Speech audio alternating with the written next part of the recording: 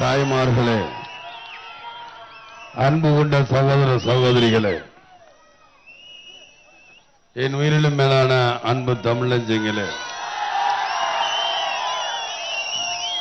அண்ணா அதிமுக கூட்டணி கட்சியின் நிர்வாகிகளே, தொண்டர்களே, உங்கள் அனைவருக்கும் நன்றி கலந்த வணக்கத்தை தெரிவித்துக் கொள்கிறேன். இந்த கூற்றோடுல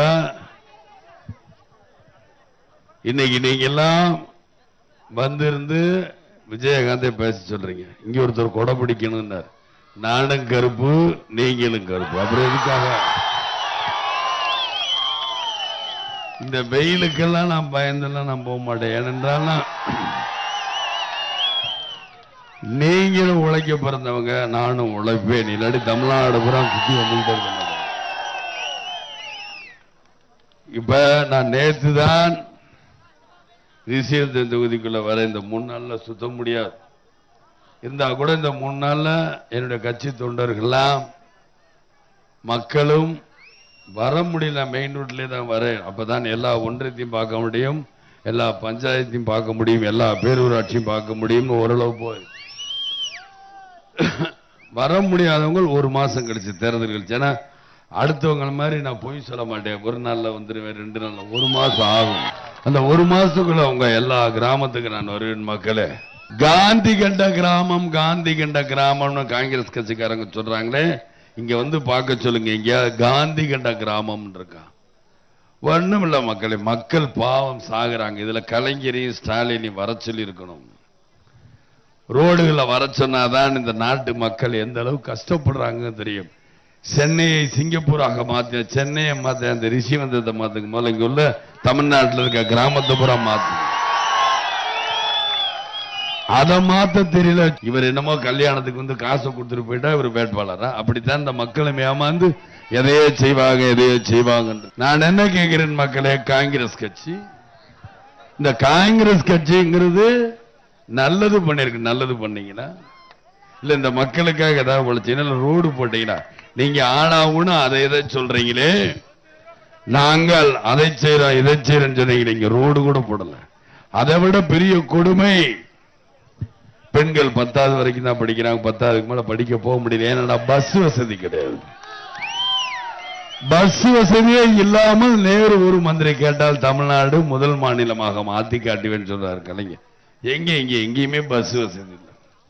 இதெல்லாம் கேள்விப்பட்டுதான் விஜயகாந்த் இந்த கிராமத்தை தேர்ந்த, இந்த தொகுதியை தேர்ந்தெடுத்தேன், ரிஷிவந்தியம் தொகுதி.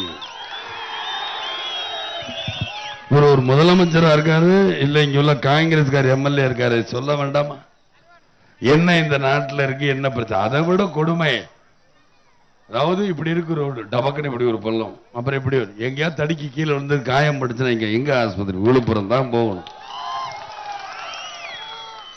ஆக ஒரு சுகாதார வசதி கூட இல்லை. ஆனா அவங்க இருந்து ஓட்ட மாத்திரம் வாங்கிக்கிறாங்க. இது ஒரு தொகுதின்னு பிரிச்சு அந்த தொகுதிக்கு என்ன தேவையோ அதையாவது செஞ்சு கொடுக்கணுமா இல்லையா மக்கள்? அதே மாதிரி தீயணைப்பு நிலையம் கிடையாது, ரெஜிஸ்டர் ஆபீஸ் கிடையாது. இப்படி அடுக்கிட்டே போலாம். மணிமுத்தாறுல இருந்து தண்ணி கொண்டு வர, கூட்டு குடிநீர், மணிமுத்தாறு ரிஷிவந்தியம் கூட்டு குடிநீர் கொண்டு வரேன்னாங்க, இதுவரை கொண்டு வரல. நிச்சயமாக அதே மாதிரி ஒரு 3 பிரிட்ஜ் பண்ணணும். நாங்க நிச்சயமாக இந்த விஜயகாந்த் எல்லாத்துக்கும் முயற்சி பண்ணுவேன். அதே மாதிரி பாத்தீங்கன்னா இது ஒரு தொகுதிங்கிறாங்க. விவசாய பொருட்கள் வாங்குறதுக்கு இங்க எங்க மருந்து கடை? ஒரு மருந்து கடை இல்லை. அப்படி எல்லாம் இருக்கும்போது இவங்க எல்லாம் எங்க போகணும்? திருக்கோயிலுக்கு போகணும். அதை விட்டா விழுப்புரம் போகணும். என்னையா உங்க அப்பா வீட்டு பையில இருந்தா நாங்க காசு எடுக்க முடியும்? நாங்க உழைக்கிறோம். மருத்துவமனை இதே பிரச்சனை. எங்கிட்ட ஓட்ட மாத்திரம் வாங்கிக்கிறீங்க. ரொம்ப கெட்டாத ஒரு கல்யாணத்துக்கு இருந்து ஆளுக்கு ஒரு 100 ரூபா வச்சுக்க அப்படின்ட்டு போறது. ஆக இப்படியே சொல்லி மக்களை ஏமாத்திக்கிட்டு இருக்காங்க. ஏன் காந்தி கண்ட கிராமம், காந்தி கண்ட கிராமம்னு சொல்றீங்களே, இந்த காந்தி கண்ட கிராமமாவது காங்கிரஸ் கட்சிக்கு என்னன்னா தெரியுமா? காந்தி கண்ட கிராமம் என்னங்க? ஆக எதையுமே இந்த கூட்டணி கட்சியை நிறைவேற்றி கொடுக்கல மக்களே. அதே மாதிரி எங்க பார்த்தாலும் கரும்பு தோட்டம் பிரமாதமா இருக்கு. அந்த கரும்புக்குரிய விலைதான் கேட்டாங்க. அதை அதிமுக செயலாளர் கொடுக்கிறேன் இருக்காங்க. நிச்சயமா கொடுப்பாங்க அந்த விலை. அதே மாதிரி விவசாயிகளை நீங்க தாளாட்டின அந்த நாடு எங்க தெரியுமா இருக்கு? விவசாயிகளை நீங்க எங்கேயா தாளாட்டு விவசாயில கொள்ளை அடிச்சுக்கிட்டு இருக்கீங்களே, விளையல ரைட், உடனே அந்த இடத்தை எனக்கு கொடு, இல்லாட்டி அடிச்சு பிடுங்கிறது. ஆக ஏழைகளுக்கு 2 ஏக்கர் நிலத்தை நான் பண்படுத்தி தடுகிறேங்கிறார் கலைஞர். பொய். எல்லாமே இந்த மாவட்ட செயலாளர்கள், வட்ட செயலாளர்கள், மந்திரிகள், அவங்க பிள்ளைய குடும்ப ஆட்சி பண்ற கலைஞர் சொல்றாரு. இந்த குடும்பத்தில் இருக்கும் எல்லாம் கொள்ளையடிச்சு வச்சிருக்காங்க. எது எது தேவையோ ஒவ்வொரு மாவட்டத்திற்கும் கிட்டத்தட்ட 3000 ஏக்கர் கொள்ளையடிச்சு வச்சிருக்காங்க. மக்களே 2 ஏக்கர் நிலத்தை ஈஸியா கொடுக்கலாம்.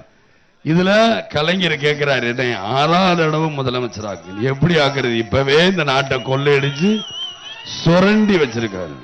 ஆகையினால இந்த பன்னாங்குழி விளையாட்டு மாதிரி இவங்க சும்மா இந்த திராவிட முன்னேற்ற கழகம் ஷோ காட்டிக்கிட்டு, அதே மாதிரி என்னை பத்தி சும்மா இல்லாத பொல்லாத சன் டிவி சொல்லுதுன்னா என்ன அர்த்தம்? நீங்க நம்ப வேண்டாம். இருந்தாலும் உங்ககிட்ட சொல்றேன் என்னன்னா, மாசம் 450 கோடி கேபிள் டிவில மாத்திரம் மொத்த தமிழ்நாடுல வசூல் பண்றேன். அதை அதிமுக பொதுச் செயலாளர் நான் அரசாங்க கேபிள் டிவி ஆக்குவேன்னு பயம். அவங்களுக்கு 25,000 கோடி 5 வருஷத்துல, 2 வருஷத்துல, அதாவது 5 வருஷத்துல 50,000 கோடி, 50,000 கோடிக்கு இந்த தமிழ்நாடு கூட ரோடு போட்டிருக்கலாம், என்னென்னமோ செஞ்சிருக்கலாமே. 25,000 கோடி மக்கள், பொதுமக்களுக்கு என் டிவியை பாக்குறாங்க, இந்த இலவசம் சொல்லியிருந்தா எங்கே போயிருக்குமே. தினகரன் ஆபீஸ நெருப்பு வச்சு கொச்சாங்க, இதை விடமாட்டேன்னு சொல்லிட்டு அடுத்த வரமே அவங்க தாத்தாவோட சேர்ந்து சுத்துறார் சன் டிவி முதலாளி. இதைத்தான் நாடகம். நீங்க நம்ப கூடாது. ஆகலாம் சொல்றேன், அந்த டிவி பாக்குறதுக்கு சும்மா நம்மளுக்கு பிரஷர் ஏத்துவாங்க, அப்படி இப்படின்னு. அந்த டிவியை கொஞ்ச நாளைக்கு ஆஃப் பண்ணி பாருங்களேன், பயந்து வரும், மாத்துவோம். மக்களே நீங்கள் தயவுசெய்து நீங்க மாத்துங்க. இந்த டிவிகளை பார்க்காதீங்க கொஞ்ச நாளைக்கு, தேவையில்லை. வீட்டுல கூட சொல்லுங்க பார்க்காதீங்க. தேசிய முற்போக்கு திராவிட கழகம் உங்க வேட்பாளர் இந்த விஜயகாந்துக்கு ஒரு சந்தர்ப்பம் கொடுக்க வேண்டும் தான் கேட்கிறேன். இங்கு உள்ள எல்லாருக்கும் நல்லது நிச்சயமாக செய்து கொடுப்பேன். 3 வருஷத்துல அடிப்படை வசதிகளை செய்து கொடுப்பேன். பூனையை யானையாக்குறேன், கயிறு திரிக்கிற மணல் அப்படிலாம் சொல்ல, என்னால் அடிப்படை வசதி நிச்சயமாக செய்து கொடுப்பேன் அப்படிங்கிற உறுதிமொழி கொடுக்க. அடுத்தவங்களை மாதிரி ஏமாத்த மாட்டேன். மக்களை எனக்கு தொகுதி கொடுக்கிற அந்த நிதியில இருந்து இது வரைக்கும் நான் 5 பைசா எடுத்திருந்தால் எப்படியோ வாழ்ந்திருப்பேன். இல்லாட்டி இந்த திமுக கட்சியில கூட்டணி சென்னை எவ்வளவு காசு கொடுக்கிறேன் அப்பவே நான் ஒத்துக்கறலையே. ஆக இவங்க ஏதாவது எங்க நிரூபிக்க முடியுமா? அடுத்து கலைஞர் நான் நிரூபிக்கிறேன், தேவையில்லாத விஷயம். உளவுத்துறை வச்சு எப்படி பரப்புனாங்கன்னு உங்களுக்கே தெரியும். மக்களே எனக்கு ஒரு சந்தர்ப்பம் கொடுங்கள். உங்கள் வேட்பாளரான விஜயகாந்துக்கு கொட்டு முரசு சின்னத்தில் வாக்களியுங்கள் என்று கேட்டுக்கொள்கிறேன். உங்களுடைய வேட்பாளர் அந்த விஜயகாந்திற்கு இந்த கூட்டோடிலிருந்து கேட்டுக்கொள்கிறேன். நாம் எல்லோரும் கூட்டாக இருந்து நிச்சயமாக வெற்றிக்கணையை நீங்கள் தர வேண்டும் என்று வேண்டி நிச்சயமாக அடிப்படை வசதிகளை செய்து கொடுப்பேன். இந்த ரிஷிவந்தியம் தொகுதி பின்னோக்கி இருந்த தொகுதியை முன்னோடியாக தமிழ்நாட்டின் முன்னோடியாக மாற்றி காட்டு என்று சொல்லிக்கொண்டு வரவேற்பு கொடுத்த அனைத்து கட்சிகளுக்கும் நன்றிகள் இந்த வணக்கத்தை தெரிவித்துக் கொண்டு விடைபெறுகிறேன். நன்றி, வணக்கம் மக்களே.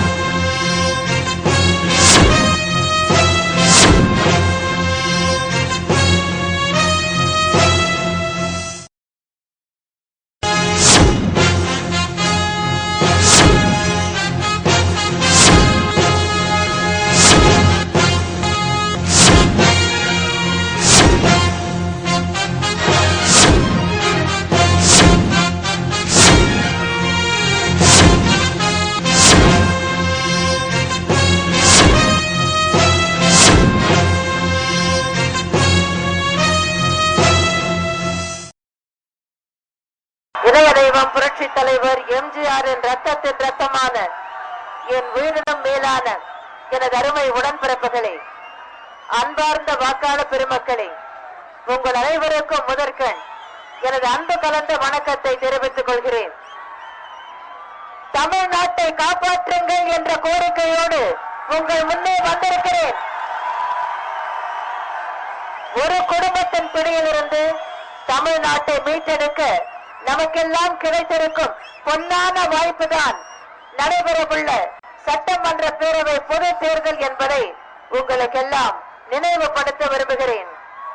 கருணாநிதி குடும்பத்தினரும் திமுகவை சேர்ந்த ஒரு சில தலைவர்களின் குடும்பத்தினரும் தமிழ்நாட்டை சூறையாடி உலக பெரும் பணக்காரர்களாக மாறியிருக்கும் கொடுமைக்கு முற்றுப்புள்ளி வையுங்கள் என்பதுதான் உலகம் உங்கள் முன்னே வைக்கும் கோரிக்கை.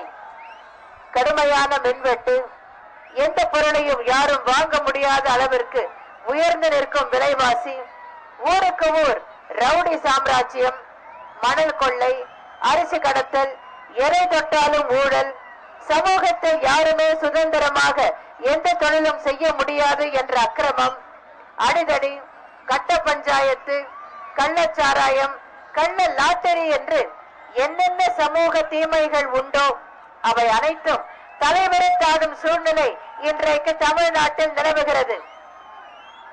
வாக்காளர் பெருமக்களே, இந்த தேர்தல் மூலம் தமிழ்நாட்டை மீட்டெடுக்கவில்லை என்றால் வேறு எப்பொழுது கருணாநிதியின் குடும்பத்திடமிருந்து தமிழ்நாட்டை மீட்கப் போகிறோம் என்று நல்லோர்களின் மனசாட்சி நம்மை பார்த்து கேட்கிறது. ஸ்பெக்ட்ரம் ஊழலில் 1,80,000 கோடி ரூபாய் தேச சொத்தை கொள்ளையடித்த கருணாநிதி கும்பலுக்கு தமிழ்நாடு என்ன தண்டனை கொடுக்க போகிறது என்பதை இந்த நாடு எதிர்பார்த்து காத்திருக்கிறது. தேச விரோத சக்திகளோடு கைகோர்த்துக் கொண்டு கருணாநிதியும் அவரது குடும்பத்தினரும் நடத்தி இருக்கும் ஊழல் சாம்ராஜ்யத்தை தமிழக வாக்காளர்கள் வேரோடும் வேரடி மண்ணோடும் வீழ்த்தினார்கள் என்ற வரலாற்று சாதனையை செய்து முடிக்க உங்கள் முன் வருவதுதான் இந்த தேர்தல்.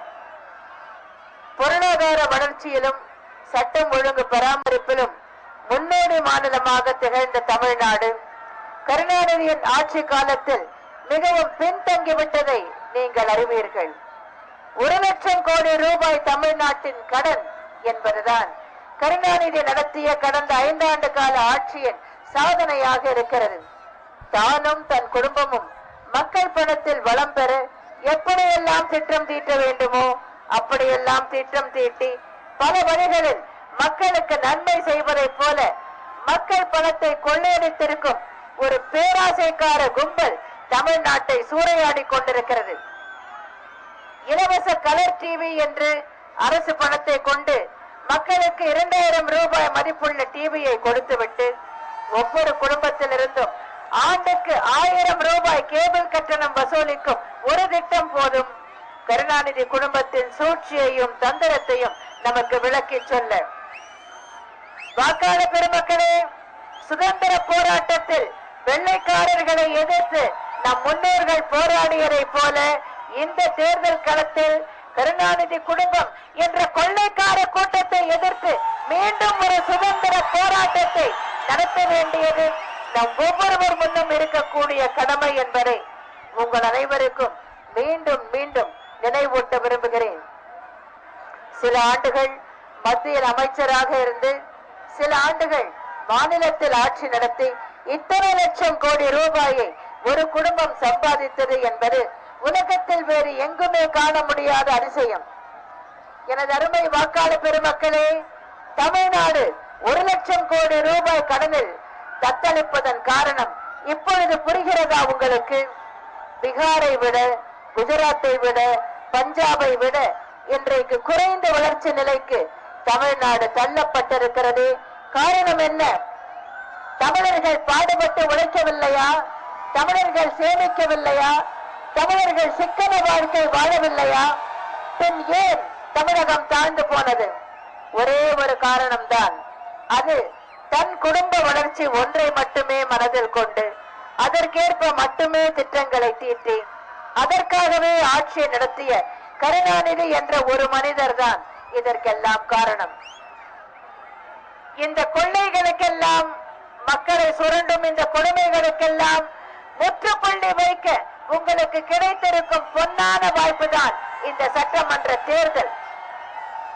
வாக்காளர் பெருமக்களே, கின்னஸ் புத்தகத்தில் இடம்பெறும் அளவிற்கு ஊழல் செய்வதில் சாதனை புரிந்திருக்கின்றனர் கருணாநிதி குடும்பத்தினர். கின்னஸ் புத்தகத்தில் இடம்பெறும் அளவிற்கு இந்த தேர்தலில் திமுக போட்டியிட்ட இடங்களில் எல்லாம் டெபாசிட்டை இழந்தது என்ற வரலாற்று சாதனையை வாக்காளர் பெருமக்களாகிய நீங்கள் செய்து முடிக்க வேண்டும். செய்வீர்களா? நீங்கள் செய்வீர்களா?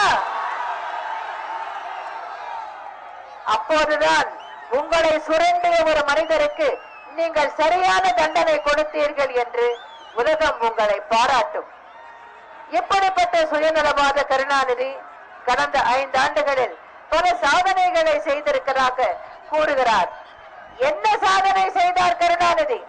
தன்னுடைய மகனை துணை முதலமைச்சராக்கினார், மற்றொரு மகனை மத்திய அமைச்சராக்கினார், பேரனை மத்திய அமைச்சராக்கினார், மகளை நாடாளுமன்ற உறுப்பினராக்கினார். இதுதான் கருணாநிதியின் 5 ஆண்டு கால சாதனை. ஊழல் செய்வதில் கருணாநிதிக்கு நிகர் யாரும் இல்லை. 35 ஆண்டுகளுக்கு முன்பே விஞ்ஞான ரீதியில் ஊழல் செய்வதில் வல்லவர் என்று நீதிபதியார் சர்க்காரியாவிடமிருந்து சான்றிதழ் பெற்றவர் கருணாநிதி. இதுவரை வேறு எந்த முதலமைச்சரும் இப்படிப்பட்ட ஒரு சான்றிதழை பெற்றதில்லை. தமிழக மக்களுக்காக எந்த சாதனையையும் கருணாநிதி செய்யவில்லை. சின்ன மீனை போட்டு பெரிய மீனை பிடிக்க நினைக்கிறார் கருணாநிதி. வாக்காளர் பெருமக்களே, ஏமாந்து விடாதீர்கள். ஒரு குடும்பம் வளர 7 கோடி மக்கள் அவதிப்பட வேண்டுமா? சிந்தித்து மனசாட்சிப்படி செயல்படுங்கள்.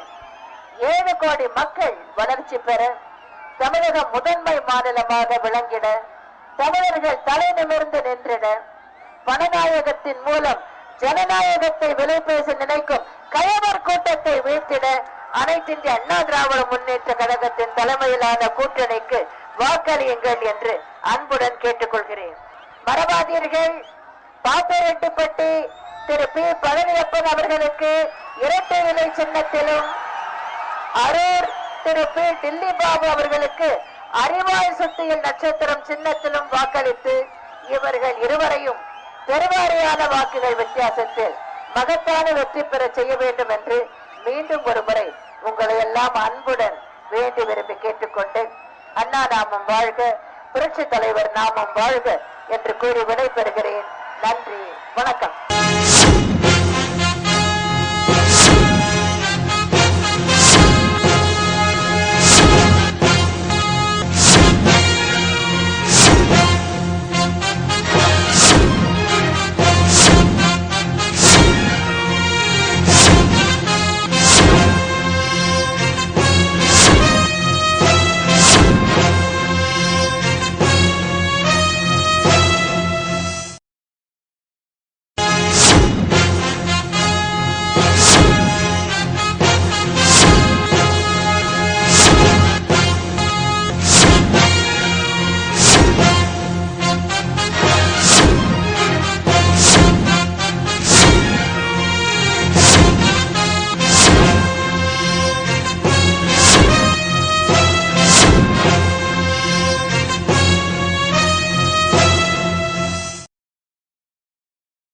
வாக்காளர் பெருமக்களே, பொதுமக்களே, தாய்க்குழந்தைகளே, எங்கள் கழகத்தின் வெற்றி வீரர்களே, அதிமுக தேமுதிக கூட்டணியில் இடம்பெற்றிருக்கும் அனைத்து சகோதர சகோதரிகளே, கூட்டணியில் இடம்பெற்றிருக்க இந்திய கம்யூனிஸ்ட் மற்றும் மார்க்சிஸ்ட் கம்யூனிஸ்ட் கட்சியை சேர்ந்த அனைத்து சகோதர சகோதரர்களுக்கும் முதல்கண் எனது பணிவான வணக்கங்களை இந்த நேரத்தில் நான் தெரிவித்துக் கொள்கிறேன்.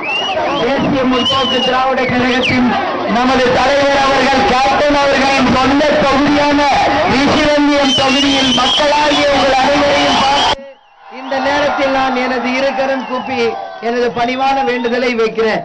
மக்களாகிய நீங்கள் நல்லபடியாக சிந்திச்சு கேப்டனுக்கு ஒரு மாபெரும் வெற்றியை கொடுத்து இந்த தேர்தலில் தமிழகத்திலேயே அதிக வாக்கு வித்தியாசத்தில் வெற்றி பெற்ற தலைவர் நமது கேப்டன் என்கின்ற நிலையை நிச்சயமாக நீங்கள் எல்லோரும் உருவாக்க வேண்டும் என்று இந்த நேரத்தில் உங்க எல்லாரையுமே பார்த்து கேட்டுக்கொள்கிறேன். மக்களே, நம்ம இந்தியா 1947 சுதந்திரம் அடைஞ்சது.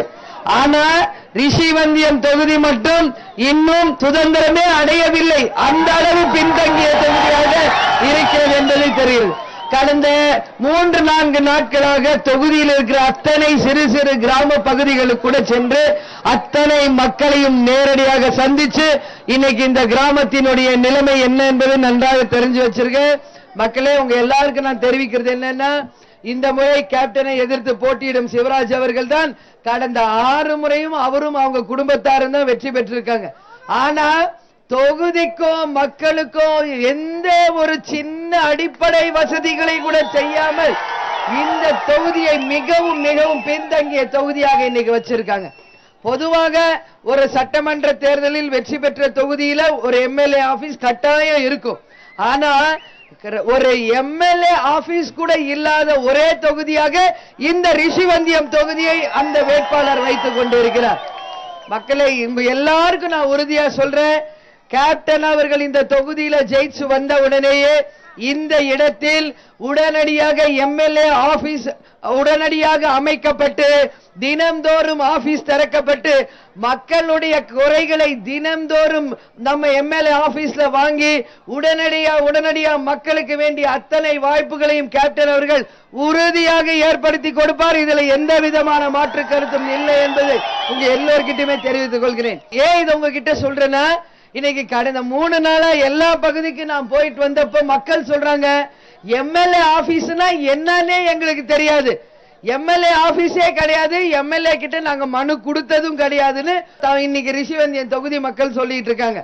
அதனால சொல்றேன், விருதாச்சலத்தில் கேப்டன் வெற்றி பெற்று எம்எல்ஏ ஆபீஸ் எப்படின்னா ஒரு அரசாங்க அதிகாரியோட அலுவலகம் மாதிரியே இன்னைக்கு கேப்டன் அதை நடத்தி இருக்கார்.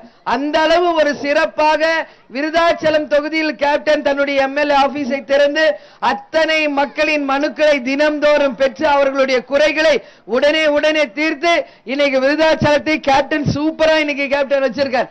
அதே போல இன்னைக்கு ரிஷிவந்தியத்தை மாற்ற கேப்டன் அவர்கள் இந்த தொகுதியை தேர்ந்தெடுத்திருக்கார். நமது கேப்டன் அவர்கள் ஒரு கழகத்தின் தலைவர், இந்த நாட்டுக்கு தலைவராக கூடியவரே நமது கேப்டன் அவர்கள். கேப்டன் நினைச்சா தமிழ்நாட்டில் எந்த தொகுதியில வேண்டும் என்றாலும் போட்டியிடலாம். ஆனால் கேப்டன் அவர்களே விரும்பி தேர்ந்தெடுத்ததுதான் நமது ரிஷிவந்தியம் தொகுதி மக்களே. அதனால ஏன் இதை சொல்றேன்னா, கேப்டனுக்கு என்றைக்குமே ஒரு விஷயத்துல ரொம்ப நம்பிக்கை. என்றைக்கு நமது கிராமங்கள் எல்லாம் வளர்ந்ததோ அன்றைக்குதான் நம்ம தமிழ்நாடு வளர்ந்ததாக ஒரு சரித்திரம் இருக்கும். கிராம பகுதிகள் இன்றைக்கு வளர்ச்சி அடையணும், கிராமத்து மக்கள் வளர்ச்சி அடையணும் என்பதில் மிகவும் உறுதியாக இருப்பவர் நமது கேப்டன் அவர்கள்.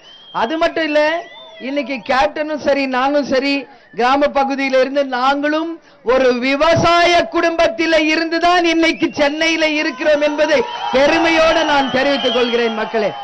இன்னைக்கு ரிஷிவந்தியம் தொகுதி முழுக்க சுத்தி பார்த்தா வெறும் கரும்பு தோட்டங்கள் தான் இருக்கு. வெறும் கரும்பு தோட்டங்கள் தான் டோட்டலா கம்ப்ளீட்டா ரிஷிவந்தியம் தொகுதி முழுக்க கரும்பு தோட்டம். அதனாலதான் இங்க 3 சர்க்கரை ஆலைகள் இங்க சுத்தி இருக்கு. ஏன் இதை நான் சொல்ல வரேன்னா, இங்க வெளிநாட்டுல மொரிசியஸ் ஒரு ஊர் இருக்கு, கேப்டன் கூட அந்த ஊருக்கு நான் போயிருக்கேன். இந்த ரிஷிவந்தியத்துக்கு வந்தவனே தமிழ்நாட்டின் மொரிஷியஸ் நம்ம ரிஷிவந்தியம் தான் அப்படின்னு சொல்ற மாதிரி இருக்கு. ஏன் இதை சொல்றேன்னா, அந்த மொரிஷியஸ்ல பாத்தீங்கன்னா நம்ம ஊர் இப்ப எப்படி இருக்கு, வெறும் கரும்பு தோட்டம் தான் இருக்கு இல்லையா, அந்த மாதிரியான ஒரு நாடு அது. அதனால அந்த நாட்டை பார்த்துட்டு இப்ப நம்ம ரிஷிவந்தியத்தை பார்த்தால் உண்மையில் இங்கேயும் வெறும் கரும்பு தோட்டங்களோட நமது தமிழ்நாட்டின் மொரிஷியஸாக ரிஷிவந்தியம் இருக்கிறது மக்களே. அதனால இந்த ஊரை எல்லா விதத்திலும் மேம்படுத்தணும். இங்க விவசாய மக்கள் அதிகமா இருக்கீங்க, கரும்பு தோட்டம் அதிகமாக இருக்கு. எனவே கேப்டன் ஜெயிச்சு வந்தவுடனே தொகுதிக்கும் மக்களுக்கும் என்ன செய்ய போகிறார் என்பதை சொல்றேன், நல்லா கேட்டுக்கங்க. ஏன்னா தேர்தல் மூலம் தொகுதிக்கும் மக்களுக்கு நல்லது செய்யணும். சிவராஜ் அவர்களை போன்று மக்களுக்கும் தொகுதிக்கும் ஒண்ணு செய்யாம அந்த மாதிரி இருக்கவே கூடாது. ஏன் இதை சொல்றேன்னா, இங்க கட்டாயம் மக்களுக்கு நல்ல சாலை வசதி உடனடியாக வேண்டும். அதே மாதிரி தெரு விளக்குகள் எங்கேயுமே இல்ல, குடிதண்ணீர் வசதி சுத்தமா கிடையாது. அது மட்டும் இல்ல, ஸ்கூல்ஸ் இருக்கு, வெறும் 5ஆம் கிளாஸ் 6ஆம் கிளாஸ் வரைக்கும் தான் இருக்கு.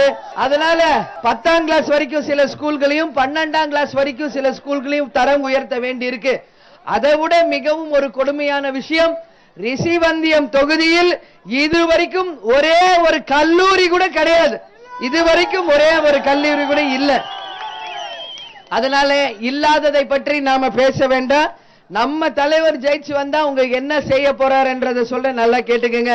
மக்களுக்கு சாலை வசதி, குடிதண்ணீர் வசதி, தெருவிளக்குகள், நல்ல கவர்மெண்ட் ஹாஸ்பிட்டல்ஸ், அத்தனை பகுதிகளையும் தரம் உயர்த்தி தனியார் ஆஸ்பத்திரி போல இந்த இடத்துல தரம் உயர்த்துவோம். அது மட்டும் கிடையாது, இங்க மக்களுக்கு தேவை பேருந்து வசதி. ஏன்னா மெயின் ரோட்ல இருந்து பாத்தீங்கன்னா ரொம்ப உள்ள இருக்கு வில்லேஜஸ். இன்னைக்கு கிராமங்கள் எல்லாம் நான் ஒவ்வொரு கிராமத்துக்குள்ளும் உள்ள போய் தான் மக்களை சந்திச்சுட்டு இங்க வரேன்.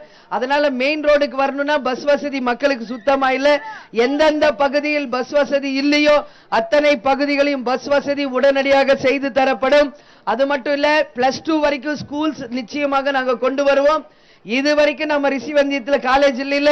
உங்க எல்லாருக்கும் உறுதியா சொல்றேன், மக்கள் குரலாக கேப்டன் சட்டமன்றத்தில் எதிரொலித்து அரசு கலை கல்லூரி ரிஷிவந்தியம் தொகுதியில் கேப்டன் அவர்கள் உடனடியாக ஆரம்பிப்பார் என்பதை இந்த நேரத்தில் உங்கள் அனைவருக்குமே நான் தெளிவாக தெரிவித்துக் கொள்கிறேன் மக்களே.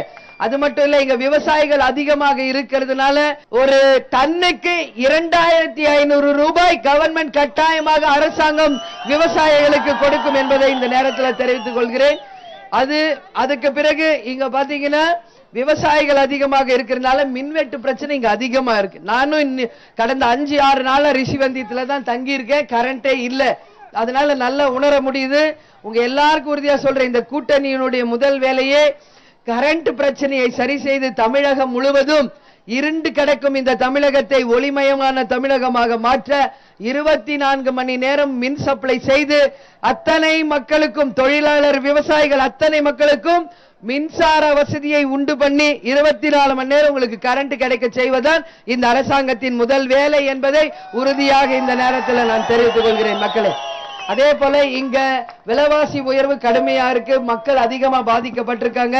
நேற்று இந்த தொகுதியில் இருக்கிற ரேஷன் கடைக்கு நான் நேரடியா சென்றேன், கரும்பு தோட்டங்களுக்கு நேரடியா சென்றேன், மக்களை அத்தனை பேரையும் நேரடியாக சந்தித்து இன்னைக்கு எல்லா குறைகளையும் தெரிஞ்சு வச்சிருக்கோம்.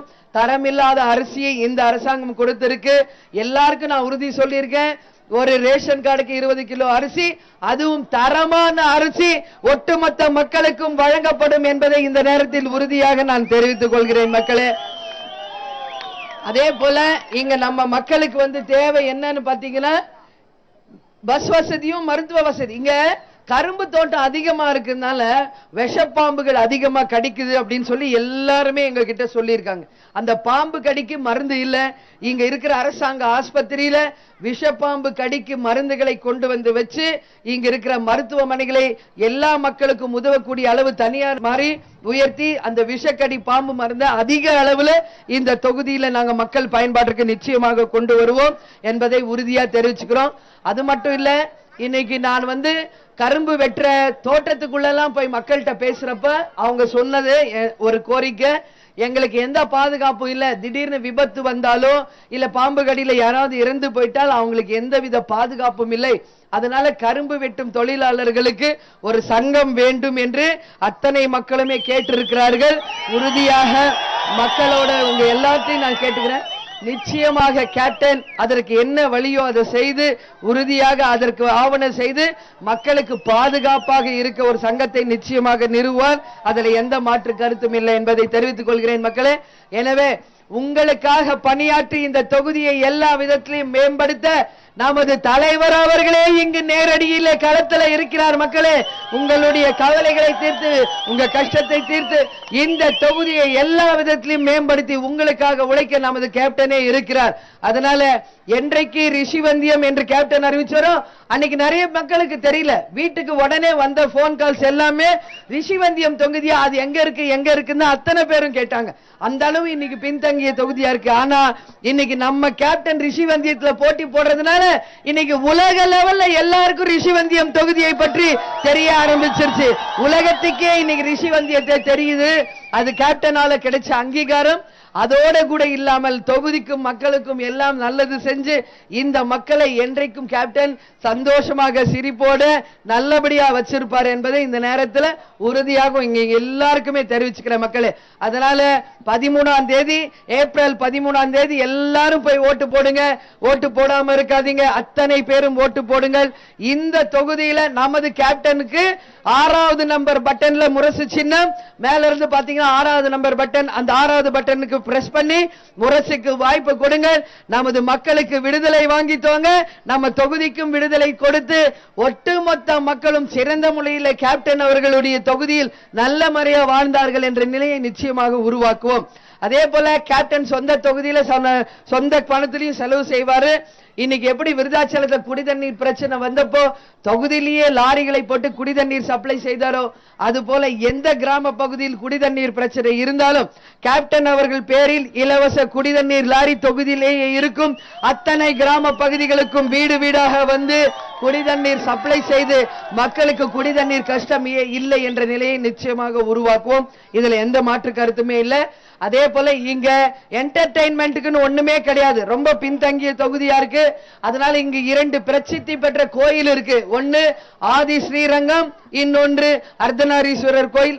இந்த 2 கோயில்களையுமே பிரபலியமாக ஆக்கி சுற்றுலாத்துறையாக இங்க மாற்றி பேருந்து நிலையங்களை எல்லாம் விரிவாக்கம் செய்து தமிழகத்தில் இருக்கிற எல்லா மக்களும் நம்ம தொகுதியை நோக்கி வர செய்து இந்த இடங்களை சிறந்த முறையில் நாங்கள் முன்னேற்றுவோம் என்பதை இந்த நேரத்தில் உங்க எல்லாருக்குமே தெரிவிச்சுக்கிற மக்களே. எனவே நல்லபடியாக சிந்தியுங்கள். உங்கள் வாக்குகளை சரியான முறையில் பதிவு செய்துங்கள். உங்களுக்காக உழைக்க நம்ம தலைவர் இருக்கிறார், கேப்டன் இருக்கிறார். எனவே தொகுதிக்கு என்னைக்கு ரிஷிவந்தியம் என்று கேப்டன் அறிவிச்சாரோ, மனு தாக்கல் பண்ணாரோ, அன்றைக்கே கேப்டனின் வெற்றி உறுதி செய்யப்பட்டு விட்டது. இதுல எந்த விதமான மாற்று கருத்து இல்லை.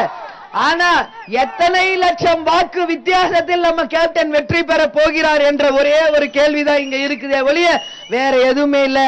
அதனால மக்களாகி நீங்கள் அனைவரும் கேப்டனுக்கு உறுதுணையாக இருந்து தமிழகத்திலேயே அதிக வாக்கு வித்தியாசத்தில் வெற்றி பெற்றது நமது கேப்டன், நமது புரட்சி கலைஞர் என்ற வெற்றி செய்தியை நீங்கள் அனைவரும் தரக்கூடிய அளவு எப்படி உங்களை நம்பி கேப்டன் இங்க நிற்கிறாரோ தொகுதியில, அது மாதிரி மக்களும் நீங்கள் கேப்டனுக்கு உறுதுணையாக இருந்து மாபெரும் வெற்றியை தாருங்கள்.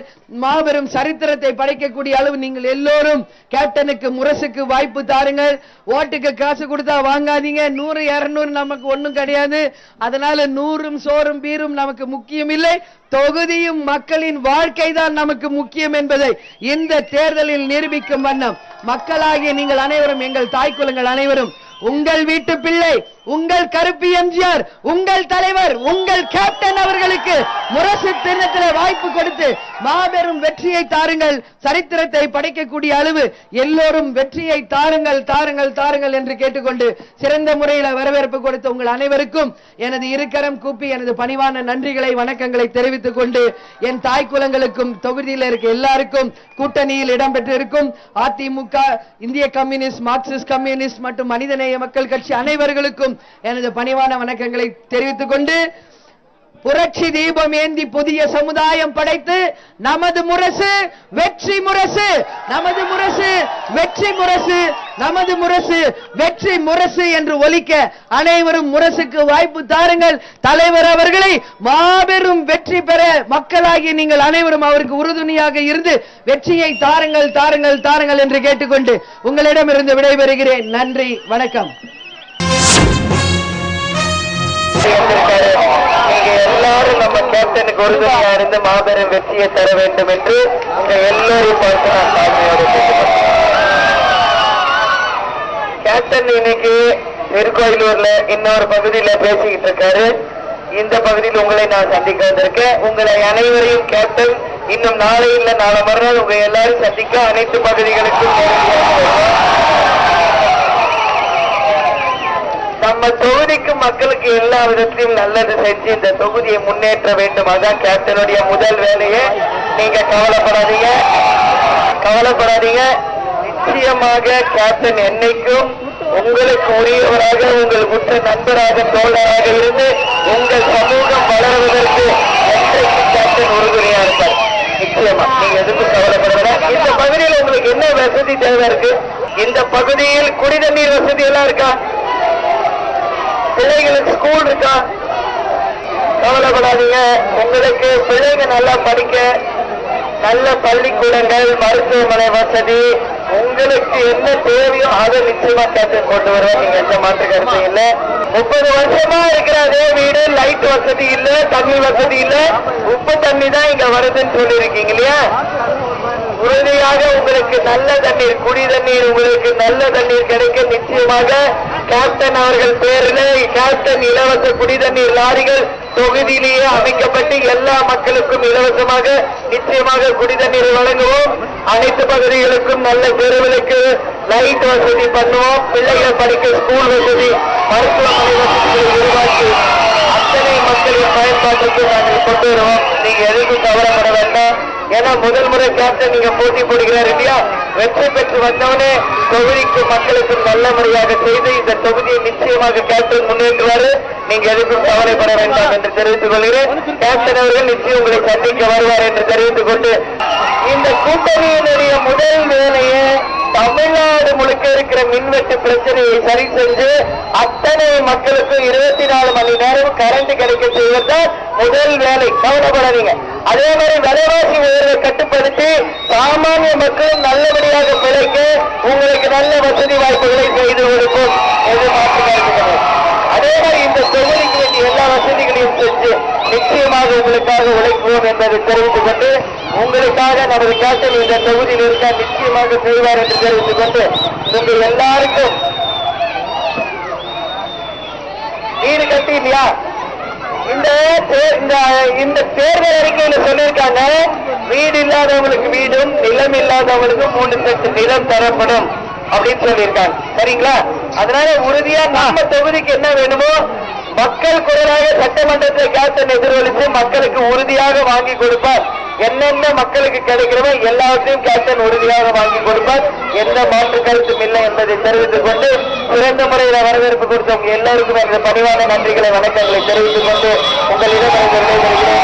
நமது முரசு வெற்றி முரசு 13ஆம் தேதி எல்லாம் போய் ஓட்டு போடுங்க. 6வது நம்பர் பட்டன் தான் நம்ம முரசு. மேல இருந்து பாத்தீங்கன்னா 6வது நம்பர் பட்டன் முரசு. அதுக்கு வாய்ப்பு தாருங்கள், வெற்றியை தாருங்கள் என்று கேட்டுக்கொண்டு உங்களிடம் விடைபெறுகிறேன். நன்றி, வணக்கம்.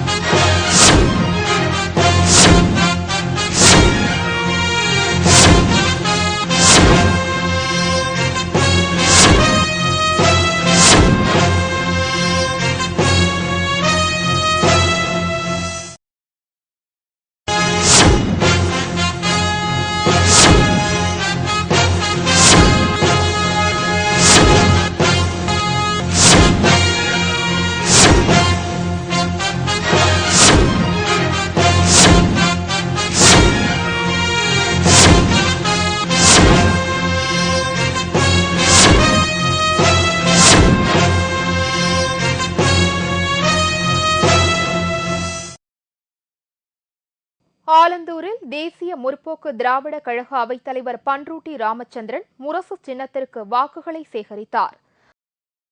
மதுரை மத்திய தொகுதி தேமுதிக வேட்பாளர் ஆர் சுந்தர்ராஜன் பொதுமக்களை சந்தித்து வாக்குகளை சேகரித்தார்.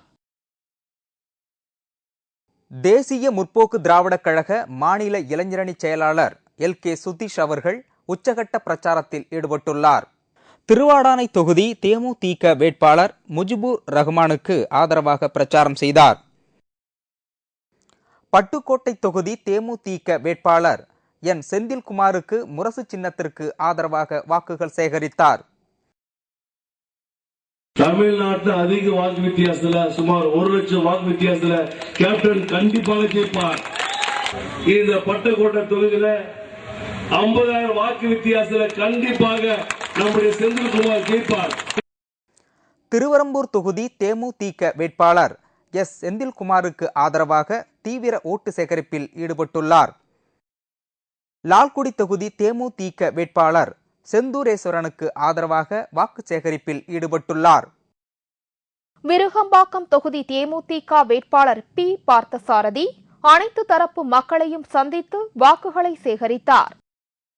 ஈரோடு கிழக்கு தொகுதி தேமுதிக வேட்பாளர் VC சந்திரகுமார் பொதுமக்களை சந்தித்து வாக்குகளை சேகரித்தார்.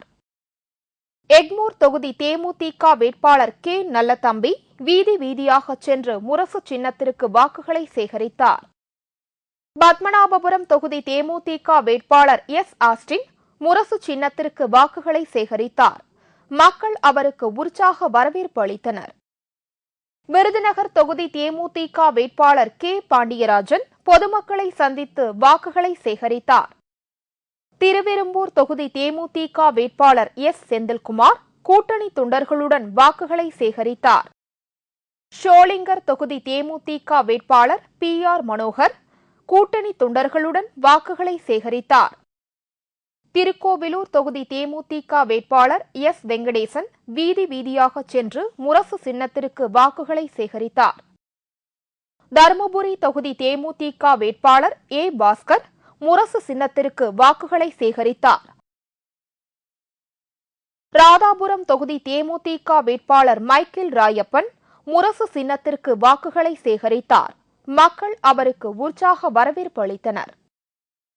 அணைக்கட்டு தொகுதி தேமுதிக வேட்பாளர் BP வேலு கூட்டணி தொண்டர்களுடன் வாக்குகளை சேகரித்தார். திருத்தணி தொகுதி தேமுதிக வேட்பாளர் M. அருண் சுப்பிரமணியம் வீதி வீதியாக சென்று முரசு சின்னத்திற்கு வாக்குகளை சேகரித்தார். கம்பம் தொகுதி தேமுதிக வேட்பாளர் P. முருகேசன் கூட்டணி தொண்டர்களுடன் வாக்குகளை சேகரித்தார். செங்கல்பட்டு தொகுதி தேமுதிக வேட்பாளர் T. முருகேசன் அனைத்து தரப்பு மக்களையும் சந்தித்து வாக்குகளை சேகரித்தார். சேலம் வடக்கு தொகுதி தேமுதிக வேட்பாளர் R. மோகன்ராஜ் வீதி வீதியாக சென்று முரசு சின்னத்திற்கு வாக்குகளை சேகரித்தார். வேப்பனஹள்ளி தொகுதி தேமுதிக வேட்பாளர் S. M. முருகேசன் அனைத்து தரப்பு மக்களையும் சந்தித்து வாக்குகளை சேகரித்தார். ஹோசூர் தொகுதி தேமுதிக வேட்பாளர் S. ஜான்சன் வீதி வீதியாக சென்று முரசு சின்னத்திற்கு வாக்குகளை சேகரித்தார். திருச்செங்கோடு தொகுதி தேமுதிக வேட்பாளர் சம்பத்குமார் கூட்டணி தொண்டர்களுடன் வாக்குகளை சேகரித்தார். லால்குடி தொகுதி தேமுதிக வேட்பாளர் A.T. செந்தூரேஸ்வரன் கூட்டணி தொண்டர்களுடன் வாக்குகளை சேகரித்தார்.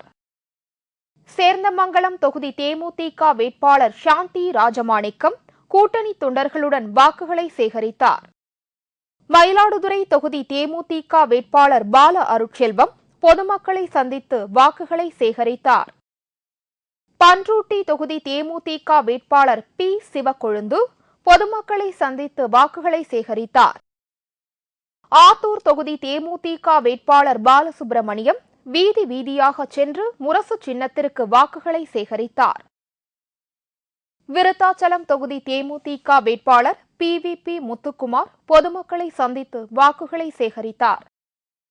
கங்கவள்ளி தொகுதி தேமுதிக வேட்பாளர் R. சுபா அனைத்து தரப்பு மக்களையும் சந்தித்து வாக்குகளை சேகரித்தார். ஆரணியில் தேமுதிக வேட்பாளர் பாபு முருகவேல் ஊர் ஊராக சென்று முரசு சின்னத்திற்கு வாக்குகளை சேகரித்தார். செங்கம் தொகுதி தேமுதிக வேட்பாளர் T. சுரேஷ்குமார் முரசு சின்னத்திற்கு வாக்குகளை சேகரித்தார். மக்கள் அவருக்கு உற்சாக வரவேற்பு அளித்தனர். திட்டக்குடி தொகுதி தேமுதிக வேட்பாளர் தமிழழகன் அனைத்து தரப்பு மக்களையும் சந்தித்து வாக்குகளை சேகரித்தார்.